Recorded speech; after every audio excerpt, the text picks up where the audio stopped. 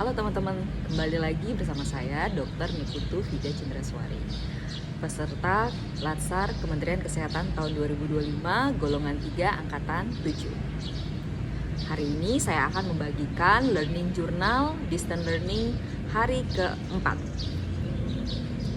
Untuk memulai semua kegiatan pada hari ini diawali dengan ibadah pagi. Ibadah hari ini dimulai dengan sembahyang, kemudian membaca kitab suci.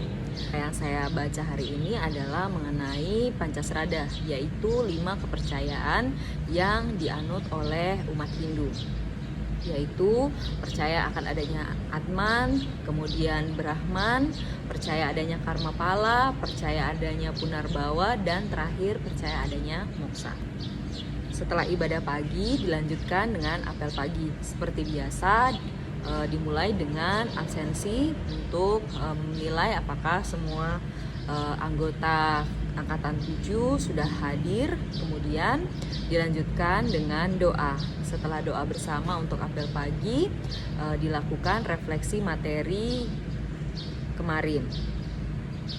Kemudian setelah refleksi materi selesai, dilanjutkan dengan motivasi dan setelah kata motivasi dilanjutkan dengan energizer. Hari ini energizernya sedikit berbeda dari hari kemarin. Kalau kemarin kami membangkitkan semangat dengan melakukan yel-yel, hari ini dengan ice breaking, yaitu kami diminta untuk menjawab teka-teki. Kemudian setelah selesai energizer, diambil alih kembali dengan pendamping. Selanjutnya kami lomba yel-yel per kelompok. Nah, kebetulan hari ini kelompok yang menang adalah kelompok 4 dan saya berada di kelompok 1, jadi saya kalah. Gak masalah ya. Untuk pelajaran distance learning hari ini kami masih berada di agenda 1, sinkronos hari ke-4. Untuk hari ini materinya kami berdiskusi mengenai implementasi dari sikap bela negara. Tapi sebelumnya fasilitator menjelaskan terlebih dahulu apa saja sikap-sikap yang mendasari sikap bela negara, seperti kesiapan mental dan jasmani, kesehatan mental dan jasmani, adanya etiket dan moral. Kemudian fasilitator memberikan sedikit tambahan wawasan mengenai sikap dan perilaku bela negara. Kemudian kami membahas tugas yang sudah kami kerjakan kemarin. Salah satunya yang pertama untuk tugas kelompok adalah tugas yang membahas isu kontemporer. Untuk kelompok saya mendapatkan tugas untuk menganalisis isu kontemporer dengan tema konflik kepentingan di bidang kesehatan. Di situ kami menjelaskan bagaimana isu konflik kepentingan yang ada di dunia kesehatan itu seperti apa saja yang kami temukan. Kemudian dari situ kami menganalisis, menapis isu-isu tersebut dengan menggunakan USG, yaitu urgency, seriousness, dan growth. Kemudian kami scoring isu-isu tersebut dan akhirnya kami mendapatkan salah satu isu yang mendapat skor paling tinggi, dan isu tersebutlah yang kami angkat menjadi isu prioritas untuk dibahas. Setelah itu, setelah melakukan penapisan isu konflik kepentingan, kemudian kami menelaah kembali masalah tersebut, menganalisa menggunakan metode fishbone mengenai mengapa isu tersebut dapat terjadi. Setelah menggunakan fishbone, kemudian kami mencari tahu alternatif solusi yang bisa diaplikasikan. Dan terakhir adalah kesimpulan. Setelah pemaparan tugas kelompok 1, kemudian dilanjutkan dengan tugas individu. Ada 2 orang yang menjadi perwakilan hari ini membahas tentang tugas individunya, yaitu mengenai rencana aksi bela negara. Jadi bela negara itu ada beberapa nilai dasar, ada 6. Nah, dari 6 nilai dasar bela negara tersebut, minimal kami memilih 3 nilai dasar, kemudian dijabarkan indikatornya untuk nanti pada saat aktualisasi akan kami aktualisasikan, implementasikan dalam kehidupan sehari-hari gitu.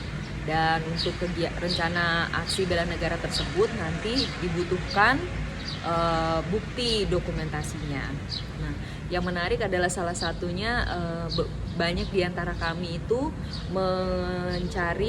menggunakan nilai dasar yaitu cinta tanah air. Nah, dari cinta tanah air itu salah satunya adalah menggunakan produk Indonesia. Kebanyakan dari kami berpikir untuk menggunakan seperti batik yang adalah merupakan khas produk dari Indonesia. Ternyata ada juga yang kami lupa bahwa ada satu produk baru yang benar-benar milik Indonesia dan sempat membuat beberapa negara keberatan karena penggunaannya gitu. Karena benar-benar mempengaruhi ekonomi, yaitu penggunaan kris. Penggunaan QRIS untuk metode pembayaran ternyata produk dalam negeri tersebut memiliki efek yang sangat luar biasa dalam perekonomian Indonesia dan bahkan sampai mempengaruhi perekonomian negara lain gitu. Nah, setelah membahas tugas kelompok dan tugas individu, kemudian dilanjutkan dengan tugas berikutnya, yaitu pemberian tugas berikutnya, yaitu nanti kami akan diminta untuk membuat tugas kelompok visualisasikan budaya Indonesia, visualisasi negara Indonesia. Kemudian yang tugas individunya ada 2, yaitu learning journal seperti yang kalian sudah tonton saat ini, dan satu lagi mengenai dasar gerakan baris berbaris. Selesai pemberian tugas, kemudian kami kembali ke main room utama untuk kemudian dijelaskan mengenai ASBN, yaitu semangat bela negara. Itu dijelaskan bahwa di hari Senin nanti ada seremonial mengenai ASBN ini, kemudian diminta kami mempersiapkan beberapa dari peserta menjadi petugas untuk seremonial ASBN ini. Dan kami juga diminta untuk menyiapkan bendera seperti bendera pawai. Nah, setelah selesai jelas pembagian tugasnya dilanjut, kemudian sore harinya dilanjutkan dengan apel sore. Seperti biasa, apel sore dimulai dengan absensi, menanyakan kelengkapan peserta. Setelah laporan absensi peserta dilanjutkan dengan doa sore. Kemudian karena sudah tidak ada pertanyaan lagi, kemudian tanya jawab bila ada kesulitan atau kebingungan yang ditemukan selama proses pembelajaran. Dan setelah semuanya selesai ditutup, kemudian apel sore apel sore selesai, kegiatan kami pada hari ini juga sudah selesai. Nah, teman-teman, terima kasih sudah menonton video ini. Sampai ketemu lagi di video-video berikutnya.